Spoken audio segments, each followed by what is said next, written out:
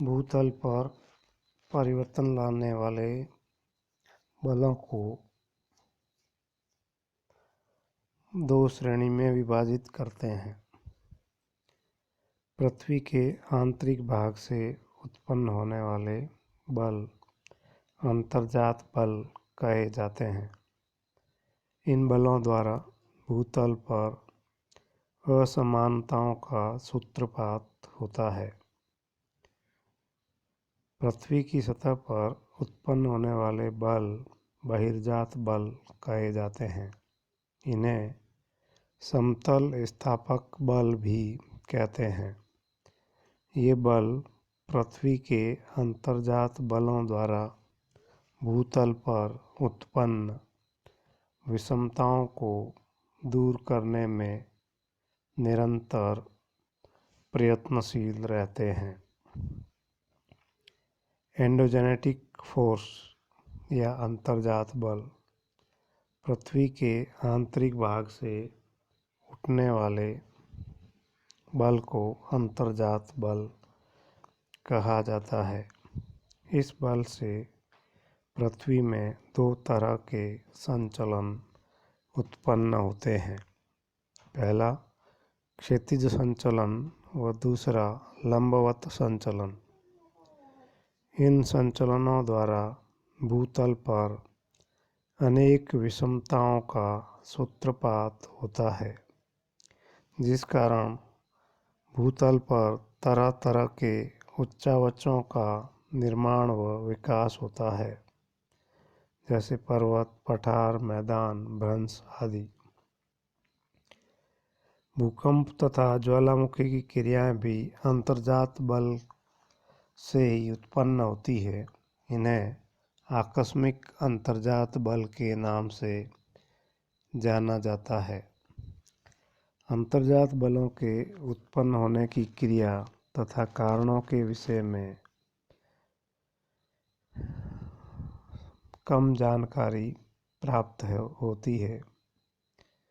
सामान्य रूप में अंतर्जात बलों की उत्पत्ति के संभावित कारणों में पृथ्वी के आंतरिक भाग में तापीय विषमता तथा चट्टानों का सिकुड़ना तथा फैलना ही सत्य के निकट लगता है।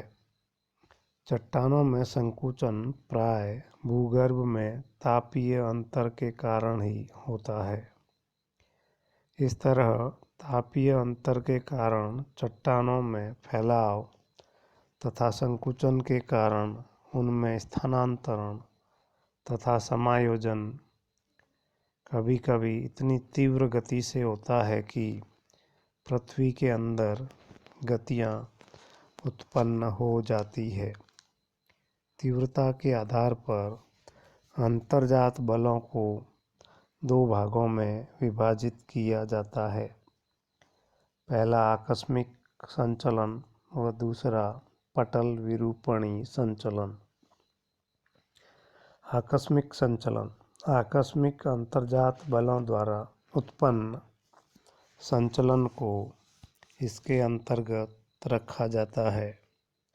इससे उत्पन्न घटनाएं आकस्मिक होती है तथा अचानक ही इनके द्वारा भूतल के ऊपर तथा नीचे विनाशकारी परिवर्तन उत्पन्न होते हैं।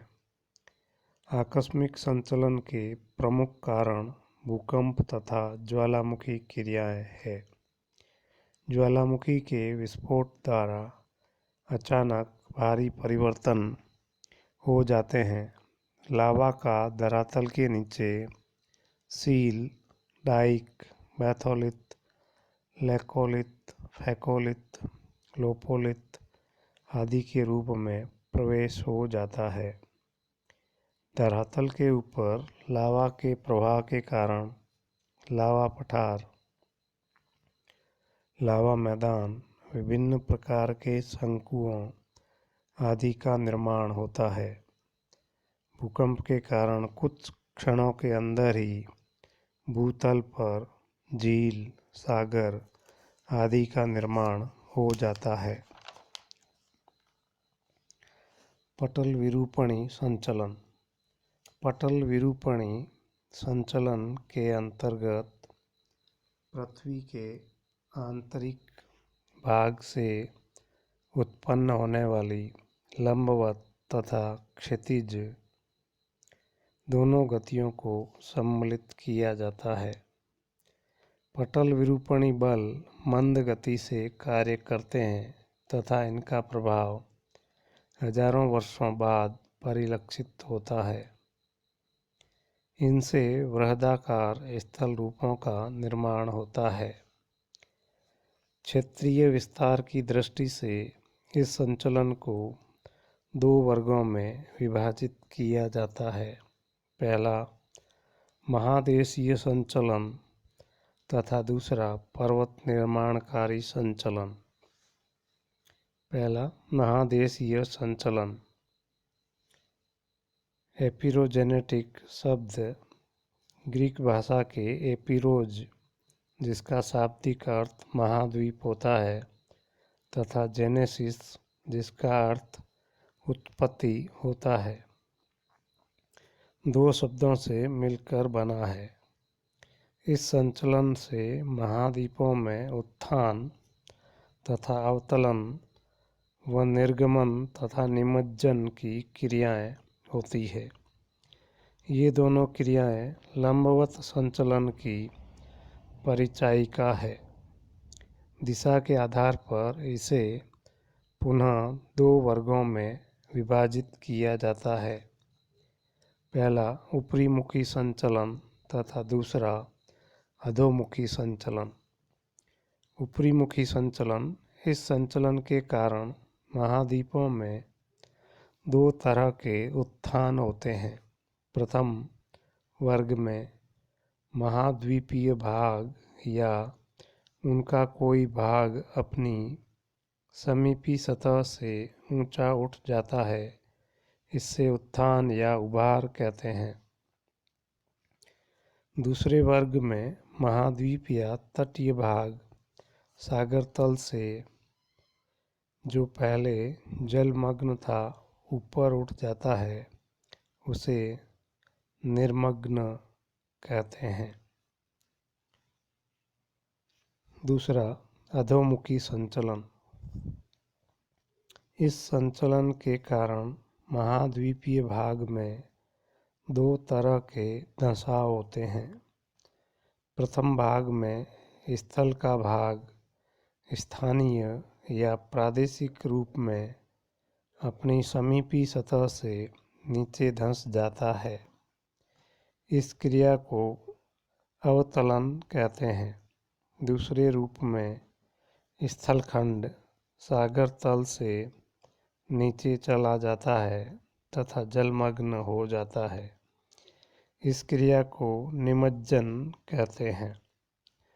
अवतलन की क्रिया तटीय भाग या महाद्वीप के बीच कहीं भी हो सकती है, किंतु निमज्जन की क्रिया तटीय भागों या सागरीय भागों में ही होती है।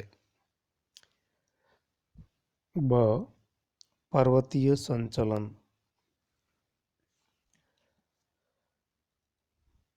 या ऑर्गेनेटिक मूवमेंट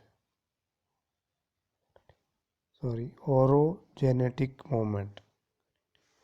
ओरोजेनेटिक शब्द ग्रीक भाषा के ओरोज, जिसका अर्थ पर्वत व जेनेसिस का अर्थ उत्पत्ति से है। इसे संक्षिप्त रूप में पर्वत बल या पर्वतन भी कहते हैं।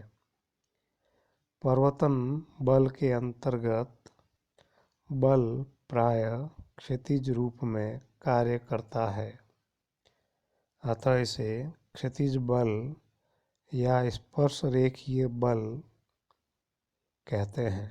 यह बल दो रूपों में कार्य करता है।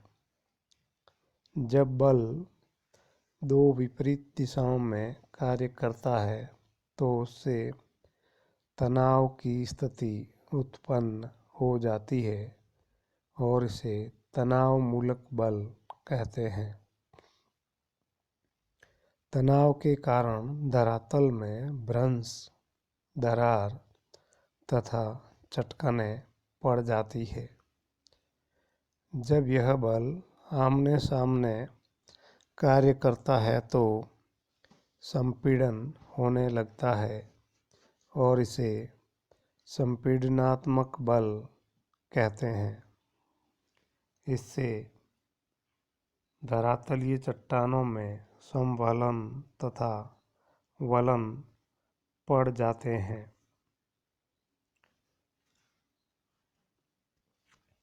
भूपटलीय बंकन या मुड़ाव। जब क्षैतिज संचलन आमने सामने कार्यरत होता है तो धरातलीय चट्टानों में बंकन या मुड़ाव हो जाता है। यह मुड़ाव दो रूपों में होता है, पहला समवलन तथा दूसरा वलन।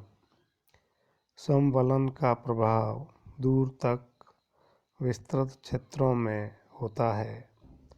इसके अंतर्गत भूतल या विस्तृत भाग या तो ऊपर उठ जाता है या नीचे धंस जाता है। जब क्षैतिज संचलन के कारण उत्पन्न संपीड़न के कारण धरातल का बीच वाला भाग गुंबद के आकार में ऊपर उठ जाता है तो उसे उत्समवलन कहते हैं। और जब धरातलीय भाग नीचे की ओर मुड़कर धंस जाता है तथा बेसिन या गड्ढे का निर्माण होता है तो उसे अवसमवलन कहते हैं। जब धरातलीय चट्टानों में ऊपर उठने या नीचे धंसने की क्रिया हजारों किलोमीटर की लंबाई में होती है तो उसे वृहद समवलन कहते हैं। वलन पृथ्वी के अंतर्जात बल द्वारा उत्पन्न क्षैतिज संचलन द्वारा जब भूपटलीय चट्टानों में संपीड़न की स्थिति उत्पन्न हो जाती है तो चट्टानों में लहरनुमा मोड़ उत्पन्न होते हैं। इस तरह के मोड़ों को वलन कहा जाता है। वलन में कुछ भाग ऊपर उठ जाता है तथा कुछ भाग नीचे धंस जाता है। ऊपर उठे भाग को अपनति तथा नीचे धंसे भाग को अभिनति कहते हैं। वलन वृहद समवलन का ही लघु रूप होता है। प्रत्येक वलन में दोनों ओर के भागों को वलन की भुजाएं कहते हैं। वलन की दोनों भुजाओं के बीच अपनति के उच्चस्थ या अभिनति के निम्नस्थ भागों से गुजरने वाली कल्पित रेखा को वलन का अक्ष कहते हैं। अपनति तथा अभिनति के आधार पर अपनति अक्ष और अभिनति अक्ष दो प्रकार के वलन होते हैं। वलन के मध्य में स्थित कल्पित तल को अक्षीय तल कहते हैं।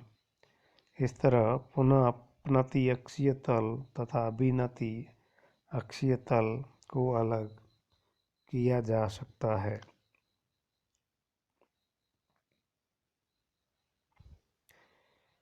इसी प्रकार नति, नमन या डीप परतदार या रूपांतरित चट्टानों के स्तर प्राय जब क्षैतिज तल के सहारे कुछ अंश का कोण बनाते हुए क्षैतिज रेखा के साथ झुके रहते हैं। इस तरह के झुकाव को नति या डीप कहा जाता है।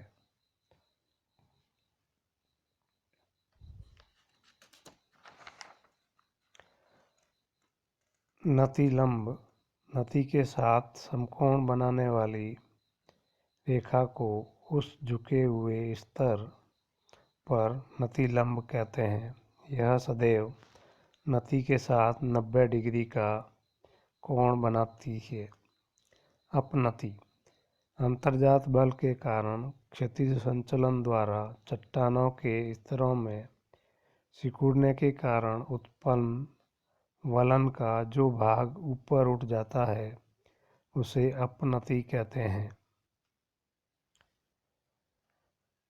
अभिनति क्षैतिज संचलन द्वारा उत्पन्न वलन का जो भाग नीचे मुड़कर धंस जाता है उसे अभिनति कहते हैं।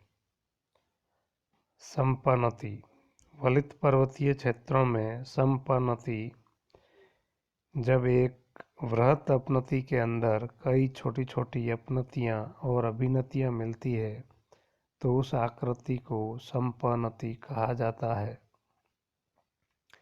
संभिन्नति असमान संपीड़न के कारण जब एक वृहत अभिनति के अंतर्गत कई छोटी छोटी अपनतियां तथा अभिनतियां बन जाती है तो उस अभिनति को संभिन्नति कहते हैं। संपन्नति और संभिन्नति वाले वलन को पंखाकार वलन के अलावा व्यंजनाकार वलन भी कहा जाता है। इस प्रकार पृथ्वी के अंतर्जात बलों द्वारा विभिन्न प्रकार की स्थलाकृतियों का निर्माण होता है।